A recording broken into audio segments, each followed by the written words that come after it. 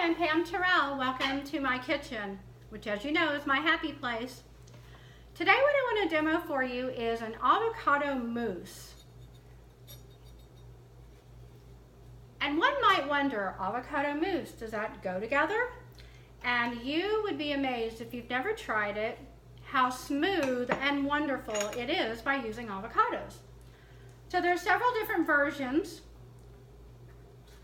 of an avocado mousse. There's a raw version, there's a keto version. I just like to call this version the healthy version, the clean version. And it's the way I like it. That way there's not more fat than needed because there's a lot of fat in the avocados. And there's not too much chocolate. I tend to cut it with carob. So I get the nutritional benefits of carob. Plus, I can sleep at night by not having too much chocolate. So as you can see, I am just cutting the avocados. So with a knife, I slice them in half. And then while still in the peel, carefully, you don't want to go all the way through to your hand, obviously. And then just make little cuts in them and use a spoon, and you can easily get the avocado out. I will put the recipe below. And by the way, if you want to subscribe to my YouTube channel, there's a link below where you can do that. And then, like I said, I will also link up the ingredients that I am going to be using today, which is a carob and a chocolate powder and a few other things. Okay, so we almost have enough. And this is a really wonderful thing to do if you have avocados that are starting to get a little soft, you know, a tiny bit brown, but you definitely don't want to use them if they're not good. But the great thing about it is it's a way to use avocado and use it up, but also it is able to be frozen. And I put this in little smaller containers, and that way I always kind of have it on hand, and my husband definitely loves this dessert. Gonna rinse my hand. From the avocado, and those were kind of big avocados, so I would normally use 4, but I'm only going to use 3 for this. Okay, so the next thing I'm going to add is the chocolate and the carob, and I'm going to use about 1/4 of a cup of each. And I'm going to add these to a food processor. I have not done it in a blender. I assume you can do it in a blender, but I choose to do it in the food processor here because you can constantly scrape down the sides, which, as you'll see, you're going to need to do. So we're going to add 1/4 of a cup of a raw cacao powder also. And that's definitely, you want to go with an organic raw one if possible. So cocoa has been heated and cooked. Cacao has not. And then there's a product called stevia glycerite, and what I like about stevia glycerite is that it's not quite as sweet as regular stevia, but it's also got it's got a very different consistency. Kind of like a honey or a syrupy consistency, as you can see. And it's helpful in this recipe because consistency definitely matters when you're making a mousse.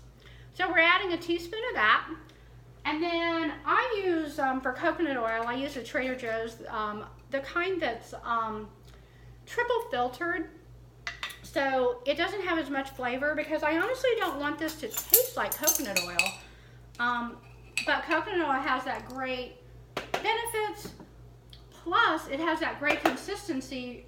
It helps with the consistency when you chill this because the coconut oil, when it's warm, is liquid, but when it's cool, it thickens up.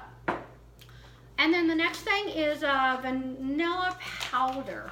I do use the powder because I can't put all liquids in here, or else it just wouldn't work out for the consistency. And like I said, there are several versions of this, and I've played around with this to get it to work with different vanillas and different things like that. And then 1/2 teaspoon of sea salt.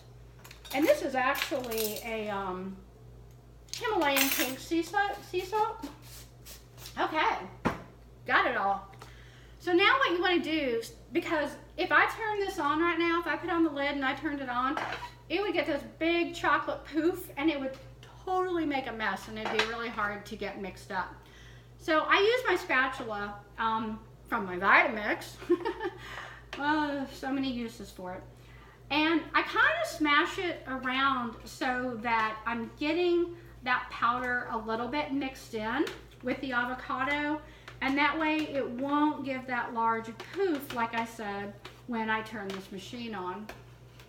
Okay, so it's gonna get a little bit loud for a minute, but it's kind of a process because you're gonna want to turn it on, make it smooth, and then stop, scrape down the sides, make sure it's all there, and make sure it's all blended and creamy. And I'm gonna turn it on now. Oh good, that's not too loud. So as you can see, it just takes a little time for it to start working its way in, but I didn't get that huge chocolate poof that makes a real mess, and then you've wasted chocolate and you can't get it.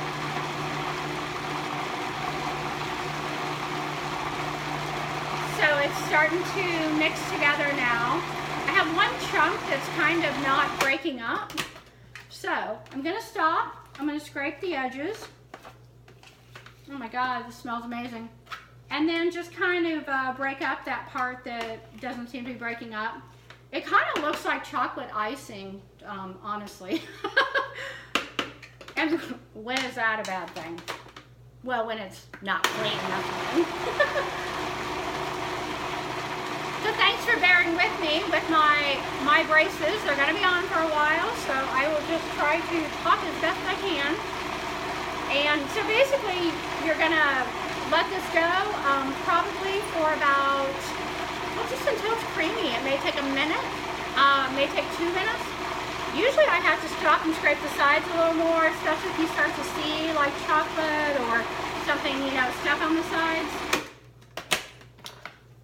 Stop and just scrape it. Make sure that it's all getting mixed together. And I mean, it's already this beautiful, luscious consistency. So just do that. And then, let me see. That's so good. That is practically done. So after that, you can put it in little mason jars, like little, I usually put it in the little 8-ounce mason jars. And leave room at the top because you would want to freeze it. So leave room for expansion so it doesn't break the jar. Not that that's ever happened to me. And then just put it in the freezer with the lid, of course. And you can take it out whenever you need it. And that way, if you have avocados that start to go bad, you're not wasting them. You've got mousse, you're freezing them, and it's a really great way to not waste.